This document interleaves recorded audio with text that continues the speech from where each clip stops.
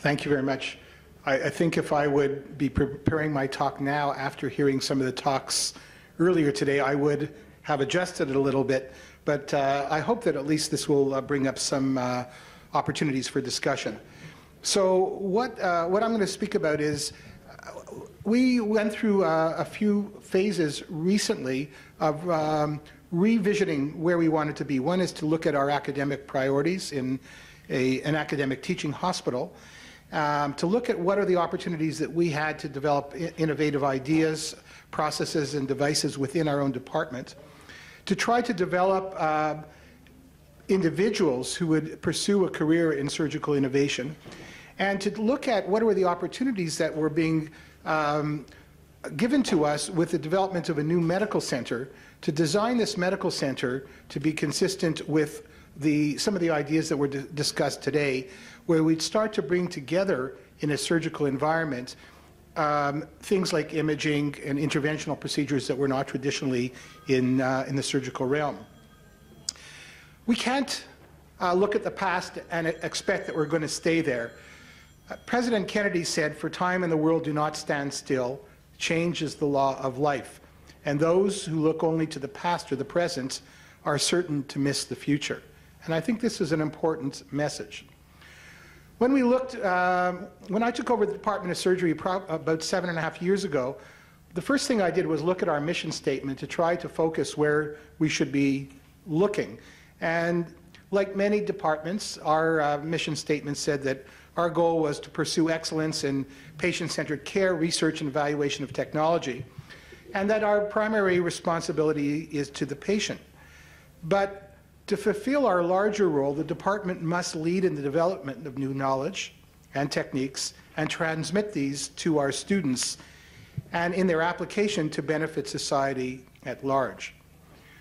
So when we started to look at our research programs, traditionally we had been very strong in basic science research. We were doing a lot of outcome studies and some of the health services studies because we're a single-payer public healthcare system. But we really did not do a lot in terms of the evaluation of new technology. So we decided that our goal was to create an environment where all our residents would be trained as surgeon scientists and have formal research training, because we felt that this is the way to renew ourselves, to create a generation of people with these skills. We would also look at promoting and developing new techniques and technologies and evaluating them to make sure they were safe and in fact better than our current ones. So we had a research retreat agenda in 2013 where we looked at the leadership of our surgical research mission, looked at areas that we wanted to develop, and asked ourselves a few questions. What is the research that surgeons must do because no one else is going to do that? A lot of our basic science research was being done by PhDs in biochemistry labs, oncology environments, etc. We wanted to look at what is the research that we must do and align our research with areas of surgical care. We wanted to look in the Department of Surgery, which has 7 clinical divisions: cardiac, vascular, thoracic, urology, orthopedics, plastics, and general surgery. We wanted to look at research programs that would be horizontal across all of our divisions so that we would have some numbers. We wanted to grow our graduate program, and we wanted to maintain those basic science programs that were successful, but really to build our clinician scientists and ensure that that program was sustainable, that we had a financial basis for it. So the first thing we did was review what we had been doing, and we found really that formal research training, as opposed to just doing a research project in an ad hoc way, was much more successful in breeding a generation of academic surgeons for the future. And we looked at things like academic advancement and promotion, development of leadership roles, ability to get grant support, and ability to publish. So we found that formal research training was really quite important, and I won't go through all the data because we're a little bit behind. So as a result of that, we took away a person doing 6 months in the lab or a year in the lab. People that wanted, they could do research projects, of course, but people that wanted to do, have dedicated time for research had to enroll in either a master's or a PhD program. And we found that for residents, we gave them a year and a half off minimum if they wanted to do that, in support of their salary through a practice plan and through philanthropy. They could do a master's of science and experimental surgery, a master's of business administration, a master's of science in clinical epidemiology, a master's of public health, a master's of education, or a formal PhD in any of those areas. They had to apply for formal extramural funding, so had to put in a grant request. That was part of their training. And at the same time, we went out to the community and put together an endowment fund now of about $4 million that will support our salaries for those people that were not successful in getting grant funding. We take in about 30 graduate students per year in our graduate program, and that's grown now to about 60. And we have developed a surgical innovation graduate program where this past year we had 22 graduate students working on the development of innovative products, devices, processes of care, and I'll speak a little bit further about that. Out of this, we came with a number of concentrations in experimental surgery. One is surgical innovation. A second is simulation and surgical education. Third is global surgery. And the fourth, which we have not yet started, is actually how do you measure and influence surgical recovery. In order to do this, we had to make sure that our program would be sustainable. So as I said, we went out and we raised money through philanthropy from our grateful patients, from industry, and we found a foundation that was particularly interested in this type of support. We had to develop our faculty so that we had enough faculty members that would be able to supervise people doing this type of research. And we went out to other faculties not traditionally within our own, such as engineering, epidemiology, education, etc., and gave them appointments within the Department of Surgery so that they would be part of our faculty. And then we looked at the opportunities to build infrastructure to support these programs. Around the same time, we were planning a new hospital, a new medical center. It opened in April of 2015, so just 1 year ago. And we had the opportunity to contribute to the design of this. And we said that this is a once-in-a-lifetime opportunity. How can we build a physical environment that would be consistent with our academic goals?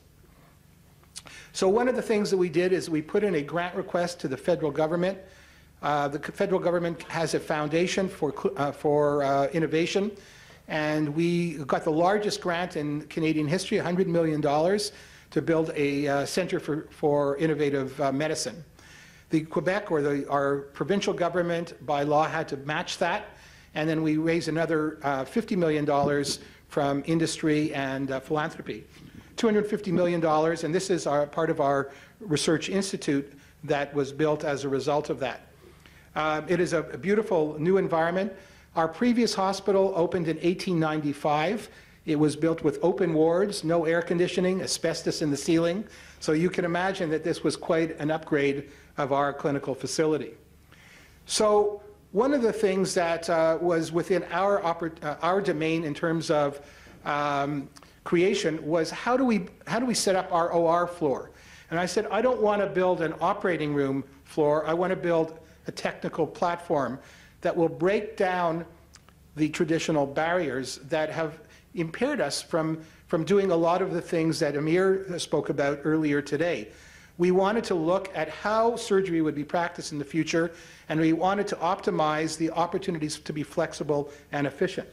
So what we did is, under the surgical leadership, we brought the operating rooms, cystoscopy, all GI endoscopy, all interventional cardiology, interventional radiology, and the intensive care unit, and a large common recovery area.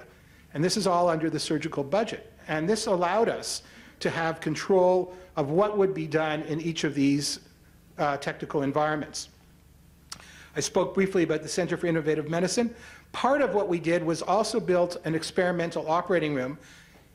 It was funded through the Center for Innovative Medicine, but it was physically on the operating room floor, and it would provide us a very large operating room. It was about 1,100 square feet with a control room, video conference connectivity of all our operating rooms and interventional suites. And we were able to capture all digital information in the operating room and store it so that we can look at this for research purposes. We have multiple displays, including many displays, a wall basically of displays, as well as movables displays, multiple cameras, and a simulation suite where we could do bench testing of new products that we were developing. We continue to run our research as well at the Montreal General Hospital, which I showed you earlier, and the Lady Davis Research Institute of the Jewish General Hospital, which has recently expanded, also part of the McGill Teaching Network. And we have a new cancer research center called the Goodman Cancer Research Center for fundamental research in cancer. And a McGill Simulation Center, 18,000 square feet, and we are just expanding this to 35,000 square feet, should be finished in about a year, with a simulated ward and a simulated operating room and a simulated ICU and simulated clinics. When I did my research training in 1980 to 1982, my mentor was Jim Thompson. He was president of the American College of Surgeons. And one of the quotes that resonated with me was that he said, without research, I would use the word innovation in a parallel way, the surgery of today would be the same as the surgery of yesterday, and the surgery of tomorrow will be the same as the surgery of today. And to me, when he said this, this really convinced me that we have to take ownership of our own future. And therefore, one of the things that we wanted to do when we reshaped our research mission was to develop a program in surgical innovation. And innovation really means more than just invention, but it really means taking something and making this improve the way we do things. It has to have a substantial positive change compared to just an incremental or evolutionary change. So why should surgeons focus on innovation? It's because it's us that can define our needs. We can determine how any device that we're going to use best meets our needs. We can assess its effectiveness, and we truly have a responsibility and a vested interest in a professional, in a solution to our clinical problems. But why don't surgeons become involved in innovation? Partly because we don't have the engineering skills or understanding, so we don't always know what the capabilities are for us to solve our problems. Most of us are quite naive with respect to the business aspect and the marketplaces that will allow innovation to be financially successful. Because no matter how wonderful our inventions or innovations are, if there is no place for them in the marketplace, they will die. So we have to have an understanding of the business aspects. Probably the biggest problem is we're very busy with our day jobs, and we just don't have the time to take an idea that seems wonderful and put the energy into bringing this to the market. We also have to deal with regulatory and compliance issues, government regulations that impair what we're doing. But the biggest problem is we've just become very accepting of poor solutions to our clinical problems. And many of us lack role models. We lack people that we could look to who have been very successful in designing and bringing innovations to the marketplace. We might remember that there have been some very unsuccessful ones, gastric freezing way back before my time, but extracorporeal shockwave lithotripsy for gallstones, the angel chick prosthesis for gastroesophageal reflux disease, and many endoscopic therapies for GERD. There have been a lot of failures. But Churchill would have said that a pessimist sees the difficulty in every opportunity, and an optimist sees the opportunity in every difficulty. So what we did was develop a graduate program where we take our residents and we take them out of the clinical program after 2 years of clinical work, and we team them up with a master's in business administration graduate student, and a minimum of 2 engineers, a hardware and a software engineer. And we also have a very big gaming industry in Montreal, So we also have brought in people from the gaming industry to help us with some of the programming for some of our educational solutions. What they do is for the first 2 months, they walk around the hospital and they just observe things and say, there is an opportunity for us to do something better. And they make a list of projects that they want to work with. Then they meet their supervisors, their clinical supervisor, their business supervisor, and their engineer, and they get feedback on their ideas, and they start to look at prioritizing them. At the same time, they get lectures in intellectual property law. So what about patents? What are the regulatory and compliance issues if they're working on an implant? They get lectures on biomaterials, etc. They come up with an idea. And the goal of their idea is to change the way they think about things. They do internships with industry, and at the end of their 2 years, they should come out with a patented intellectual property or a process of care that will impact patient care. The ideas come from the students, and the opportunity is they have an engineering lab in the operating room at the new hospital, and 3D printing facilities and a machine shop where they can start to develop their prototypes. They could then test these prototypes in a simulated environment to compare their performance to our traditional instruments. And if their product is going to get regulatory support, we can start to do first-in-human trials. And out of this, we've come up with a new artificial heart. We've come up with a transmedullary device to reduce glenoid fractures. We've come up with new simulators for a CPR and 6 different patents in our first year. So we live in a city, I think, much like Haifa, that is technology and innovation centered. We have a big aerospace industry. We have a biopharmaceuticals industry, a strong telecommunication industry, etc. And our goal now is to develop liaisons between our clinical environment and expertise in these sectors, and to develop devices, imaging, and information management systems that will really change the way we take care of patients, to come up with better ways to train our surgeons, use simulation, and to use serious gaming to test judgment and decision-making in the operating room. And we use a lot of multimedia for this effect. We've used evidence-based patient care pathways and apps so that our patients can communicate with us after they go home. And now we've developed 3D models of human tissues that are patient-specific that we could use for surgical planning and rehearsal for complex operations. We went to the government and we applied for what we call an Answer Create grant, which is a national science and engineering research competition. And we just recently got a $2.7 million training grant for this. We've brought together 3 universities and 15 companies that are going to work with us in this project. And this was just awarded a few months ago. So I think that it's interesting to reflect that you can be conservative or you can be progressive. Caution and fear are different things. When any good can be done, it ought to be attempted by any practical and justifiable means. But when no good is reasonably to be expected, there's no warrant for doing things. This is a statement that is almost 400 years old.